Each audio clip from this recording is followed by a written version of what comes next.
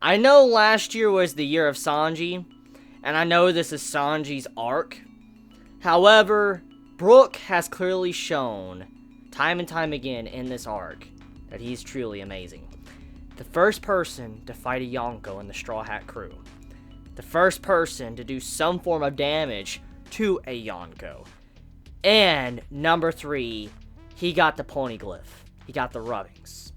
He got him. Something Pedro couldn't even do. Brook, you the MVP. What that man did is just truly impressive. And the reaction faces from the characters in this chapter of One Piece was my face. I'm like, this man just got the main objective like that. And the funniest thing about it, and actually 2 funny things about it. Number 1, Brook, he doesn't even react. It's like, oh yeah, I got it and all that. And he just pulls it out of his head. There it is. And everything seems fine. The second thing is once he has all this, he's like, well then, since I've done such a great deed, let me see your panties. And I'm like, yo, Brook, my boy. Like, I have to say, usually I don't agree with this, but I think you deserve it. I think you deserve it this time. So, I mean, Brook definitely deserves it after that. I mean, damn. This man just straight up broke in to Big Mom's treasury and got the poneglyph rubbings. Like, damn! Like, Brook! Like, you're a good freaking man right now doing something like that. That is truly impressive. So, I just gotta say right now that it may no longer be like the year of Sanji, like, you know, last year was the year of Sanji.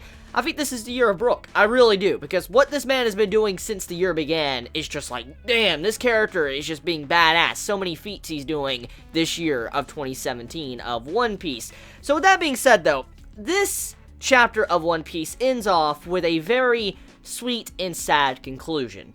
The reason why it's sweet and sad is because, 1, Luffy, he's starving, and you see how he's, like, just unconscious, like he's napping or something, and you just see how he's starving. But what makes that scene so sweet is when Sanji finally arrives and he sees his captain. That is a very good scene, because Luffy is someone that would definitely keep to what he says. If he says he'll only eat, you know, a certain person's food, he'll eat that certain person's food. When he sticks to something or he grabs a hold of something, he holds it. Like, he does not let go. And that's what he's doing in this chapter, what he's been doing in this arc. When he says, I'll stay in this place and wait for you, he doesn't care how many people are sent towards him to try to kill him. He'll sit there and fight. And you see how he's been fighting. You just see how he's been sitting there. He's exhausted. You see how he's skinnied up like he's starving. And Sanji finally arriving. It's just such a sweet moment. We knew it was going to happen, but the way it's being done is so amazing because it really concretes how important Sanji is to the crew and how much Luffy really cares about Sanji as a chef, but also someone that is just a part of his crew, his friend, his Nakama, and I love that scene. It's probably my favorite panel of the chapter when you see Sanji just arriving and you see Luffy just laying back and all that, and you just see how he's, you know, sleeping. I'm like, that's a beautiful scene. I cannot wait to see Luffy and Sanji have their convo in next week's chapter. Speaking of next week's chapter, apparently there's no breaks. I'm very happy to see that. I mean, Oda definitely deserves his breaks when he needs them. I mean, the man works hard enough on One Piece. He's been going for so long. When he needs a break, he needs a break. But it's good to see that we have no breaks for One Piece next week. So, yeah, that's a good note. So we will be getting, you know, Sanji and Luffy's combo most likely next week. Because normally, in a typical Oda fashion, when he goes on break, we're left with, like, a big cliffhanger. This would be, like, a perfect chapter to leave on a cliffhanger while we wait a week until the, you know, One Piece comes back. But we're getting a new chapter. So I can't wait to see, you know, next week's chapter with Luffy and Sanji having their combo. Now, with that being said, though, let's talk about the situation with the poneglyph, okay? I've already covered Brook and stuff, but I want to talk about the reaction of everyone when they found out that Brook got this poneglyph. Number 1, the reaction from Brule, one of Big Mom's daughters, is something that is very peculiar. The reason why is because we've already seen in recent chapters that some of the siblings or people underneath, you know, Big Mom, they will lie straight up to Big Mom if it means that they're gonna lose their life. Like, as we saw Oprah, he wasn't telling the truth about what was going on with the Straw Hats because he was in fear of his life. Like, he would be killed instantly if he was to tell Big Mom the truth. So he's scared. And so a lot of the, you know, people underneath Big Mom are not going to probably tell the truth if shit gets, you know, even worse. They're just gonna hold their mouth because Big Mom is that type of person. She'll kick your ass and kill you even if you're the one, sending the message, you didn't cause any of it, she'll kill your ass. And that's kind of what we're seeing right here. A bunch of Big Mom's, daughters and sons do not want to say anything to her and, spill the beans or how they felt or whatever because they fear for their own life. And in this case, we see something very similar going on here. Brule saw Brook pull out the poneglyph, which that is something absolutely crazy. That is just something that is insane for Brook to be able to do. This man went up against a Yonko. He only had some damage, not that bad of damage, some damage, and he survived, he got out of it, and he was even in the same bed with Big Mom. It's absolutely crazy how this man managed to get out of there in the first place. But the big point is Brule's reaction to that when he pulled out the poneglyph was something that was very interesting, because the way she acted was like, whoa, he got the poneglyph, and you saw the shock in her face.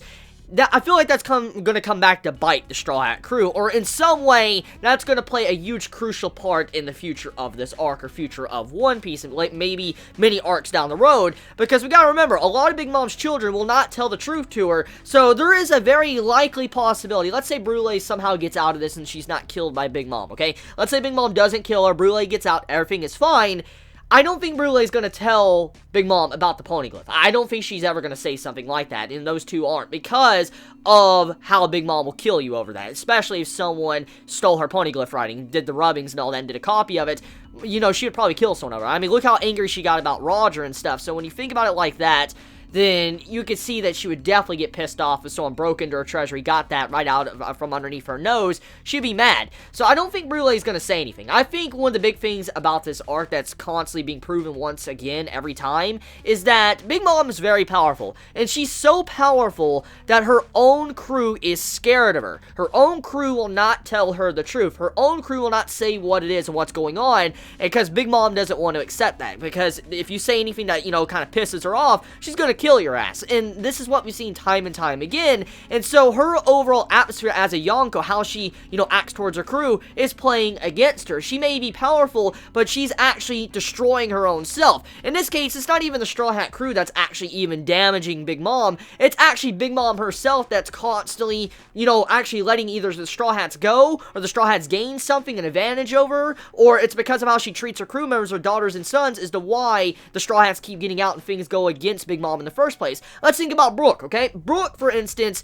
is a very perfect example of how Big Mom let Brook slip out of her hands. I'll let the poneglyph just go away. If she wouldn't have had that certain, peculiar interest in, people like Brook, people that are strange, she would have been able to throw Brook right into the prison, all that, where she keeps all of her other, mysterious things, and Brook probably would never been able to get out unless his soul can fit through it. So the main point here is Big Mom's obsession with certain things she has, or the way she acts and all that, is causing her own downfall. It's causing everything to go against her. And I think Oda's putting a lot of emphasis on Big Mom and how she's fucking her own self over. So with that, let's talk about the bedroom scene with Big Mom and how she was just laying down with Brook and using him like a cuddly teddy bear, even though he's a bag of bones. That scene was so funny, and I had a good laugh when I woke up this morning. I was reading the chapter, and I saw Brook and how he is being cuddled by Big Mom and shit, and then straight up as they're, like, sleeping, Brook's even sleeping. It's amazing how Brook is even able to sleep while, Yonko's right beside him, but he's sitting there sleeping, and so is Big Mom, and then there's a fly that comes in, and, like, everyone starts attacking the fly, the cloud, to the hat, to the freaking sun. They just start attacking the fly, and just the aggressive nature of that is freaking crazy. I mean, damn, Big Mom is a heavy sleeper. That's number one thing we found out, but also, if you got near her, she'd probably kill your ass. I mean, if you try to wake her up. I mean, imagine this, okay? She's sleeping, she's in a deep, sleep and all that. You walk in, it's like, hey, Big Mom, you need to get up. She'd probably kill your ass. Like, stop being noisy. She'd probably do something like that, especially from what we saw with that fly and how it was annoying her in the chapter. So yeah, may you rest in peace, Fly. The Fly probably got his ass kicked, because damn, that was bad. So yeah, overall, the chapter of One Piece is relatively simple and straight to the point. It's about Sanji and Luffy finally having their meeting and all that. You have it to where, Brook steals the poneglyph and all that. And then on top of that, you have the Big Mom scene in the bed and all that. So there's some comedy, some serious moments, and some lighthearted, scenes throughout this entire chapter. And I can't wait to see what's going to happen next week. So let me know your honest thoughts in the comments below. And I love you all so much. Please be safe. Chibi out.